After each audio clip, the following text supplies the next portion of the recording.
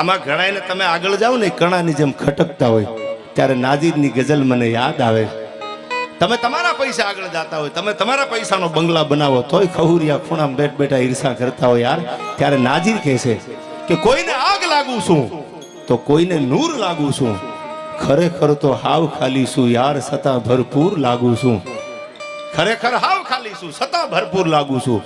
અને હવે સાંભળજો આ કડીમાં નાજીર કહે છે કે તમારા રૂપની રંગતને ભરી છે મારી આંખોમાં, તમારા રૂપની રંગતને ભરી છે મારી આંખોમાં, પણ આ લોકોને લાગ્યું હું ચકચૂર લાગુ છું, ખરેખર તો હાવ ખાલી છું યાર છતાં ભરપૂર લાગુ છું.